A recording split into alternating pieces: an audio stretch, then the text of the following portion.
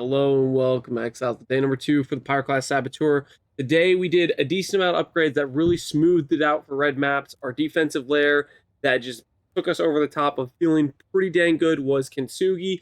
Our weakest spot was our evasion rating, and this helps address that. Every time you get hit, we get 100% evasion from this, 40% evasion from here, and then actually having some base evasion on our chest piece and our helmet, a little bit from our Jade Flask. That stuff really polishes off our evasion, making us evade a lot more often. Combine that with blind, we're looking good. Eventually, if I got mana reservation efficiency on my helmet, I could go for a Dread Generosity banner, which would help us to have even higher evade chance against enemies that are trying to hit us and just make it feel that much smooth. Now, that helps our defenses. It pairs nicely with the fact we have Kongmings to deal with spells along with the blind node and some spell suppress. As for trying to upgrade our damage, I decided to go for an enchanted helmet. Basically, I just grabbed some enchant with Pyroclast Mine, additional proj. You could go for a Pyroclast damage, or if there's like a throw speed enchant, I'm not sure if that exists or not. Those are the enchants you could try to look out for. And then I just crafted this with Essence, Screaming Essence or Shrieking Essence of Envy. I hit Hybrid Life and I just benchcraft Life. This is not what I would call good. I would prefer to get a high life roll and then benchcraft throw speed, but I hit minion damage and it felt wrong to roll over it just because it's a rare mod, but it doesn't do anything for our character. So take that how you will. After which, we also were able to get throw speed on our gloves with some of the Eldritch Currency we picked up off the ground, so that was nice. We didn't fix our other mod, which is Leech, which doesn't help us, but other than that, that was good. On top of all that, we found a really steal of a deal. This cost us 1 divine to get a fractured +1 all. I think this is a unethical deal that we found, but we decided to take an Essence of Woe to it. We hit crit multi, we have an open prefix craft flat. This is just basically upgrading our weapon from what it was before. All in all, the value of this weapon is completely tied to a +1. You can get a similar power level item with just not a fracture on it for more of a reasonable price. The +1 is mainly just something where I was like, I'm going to invest into this so that way I can sell it back later. A +1 fracture like this could go anywhere from 5 to 20 divines, I would think, as the league goes on. So the idea is I will get to sell it back to trade and then use that money to put more into my hexblast version of the build. Anyways, outside of all of that in terms of those gear upgrades, the last main damage upgrade we got is we got an anoint in our build. Divine Judgment is a very cheap anoint over here, but it's a packing a punch anoint. It has 50% LA damage and it's really cheap.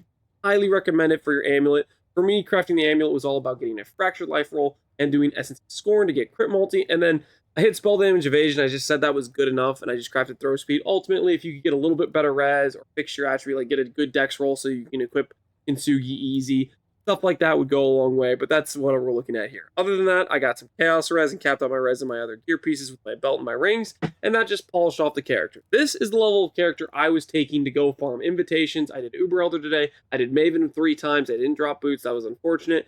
I did all the invitations except for Breach and the Feared and the one that's synthesized. I did the Elder Slayers. I did Twisted. I did Formed. And those all went pretty smoothly. I could do them all deathless on just a regular one. I'm pretty sure if I upped the difficulty and added some damage mods, then I'd have to play really well. Because this build, although it's pretty solid as it is, it's still starter level gear. This isn't like OP gear. It's not completely a broken skill. It's just a decent skill.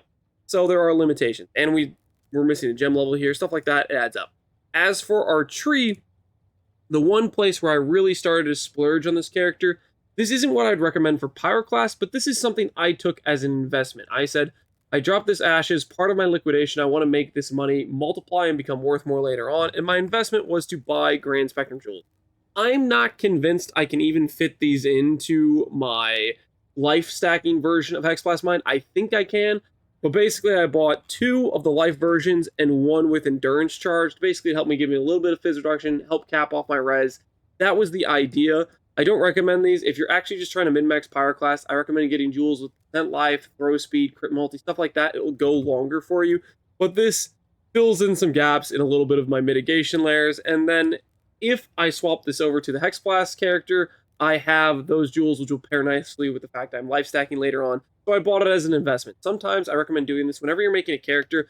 If there's an upgrade you can make, like if you're trying to do a transitional character, if there's an upgrade that applies to both builds, I usually try to do those first so that way I can upgrade my character and make it feel better while also having the investment ready for the transition of whatever I'm going to. So that was the idea there. And Grand Spectrums, I think, are a good investment early league.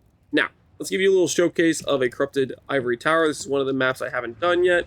As you can see here, we are 115 out of 132, 101 out of 115 maps. We have our 4 Watchstones. I have every favorite slot except for Cortex because I haven't found one yet, and Feared. Once I get Cortex, I can run Feared, but we'll drop it eventually. I mean, it's bound to drop if I keep running maps. I have been doing, for my Atlas strategy to try to make currency, I did 2 things today.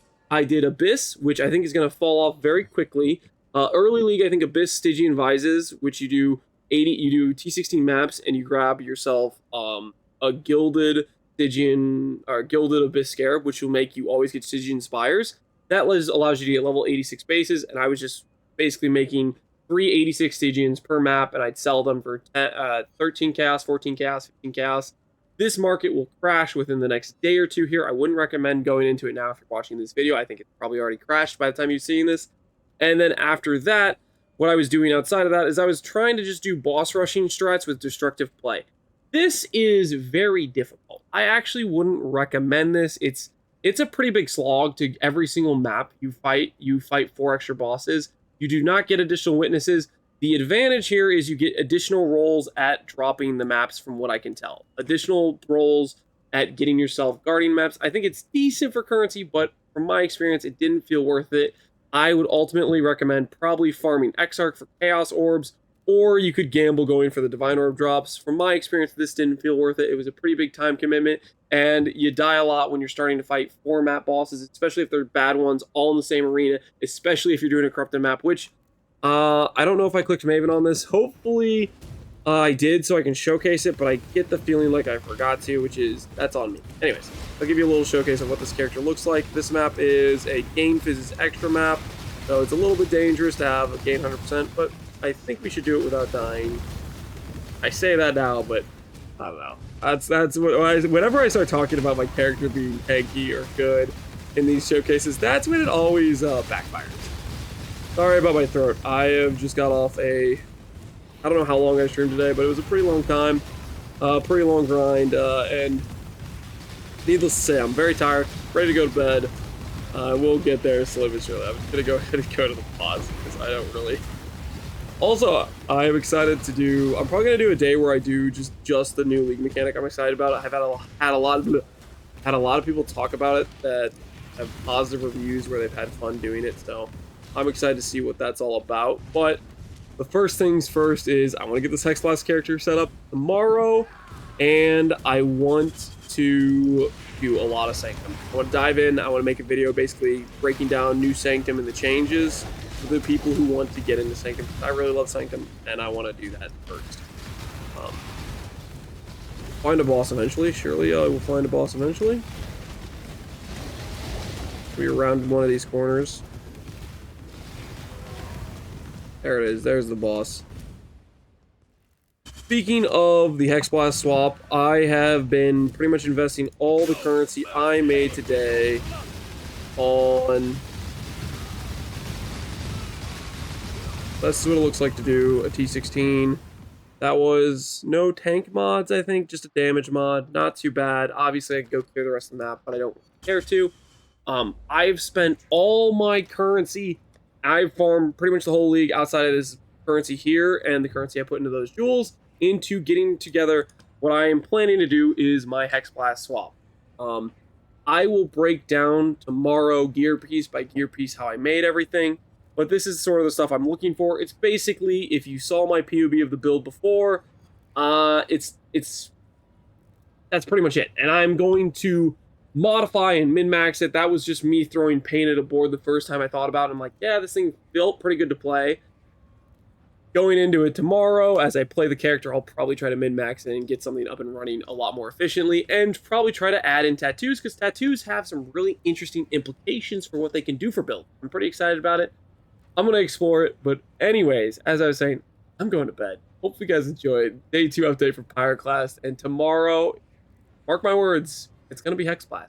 Thanks for watching. As always, take care, Exiles, and